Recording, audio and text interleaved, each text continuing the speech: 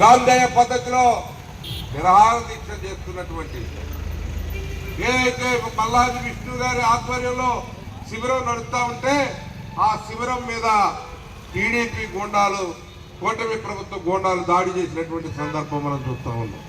ఆ దాడిని తీవ్రంగా ఖండిస్తూ ఉన్నాం.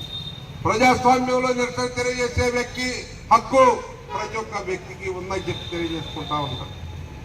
ఏదైతే ఈ యొక్క నిరసన తెలియజేస్తున్న వారి మీద గాంధేయవాదుల మీద దాడి చేశారు, అక్కడ జరిగినటువంటి సంఘటనలు మనం చూస్తే ఆయన మల్లాది విష్ణు గారు ఒక బ్రాహ్మణ్, ఆయన మీద అది ఎంత దుర్మార్గమో మీరు ఆలోచన చేయాల్సిందే.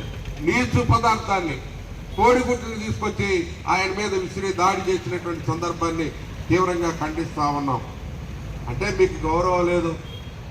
మీరు ఏదైతే మీరు చేసినటువంటి ఈ యొక్క తప్పులు తడకలు ఉన్నాయో వీటన్నింటిని బయట పెట్టాలని డిమాండ్ చేయడం తప్ప అని మేము ప్రశ్నిస్తా ఉన్నాం.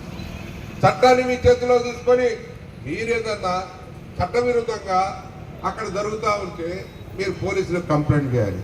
అంతేగాని చట్టాన్ని మీ చేతిలో తీసుకొని మరి దాడి చేయటం అనేది తీవ్రమైనటువంటి విషయంగా పరిగణిస్తా ఉన్నాం. వెంటనే బాధ్యులైన వారి మీద చర్యలు తీసుకోవాలని చెప్పి డిమాండ్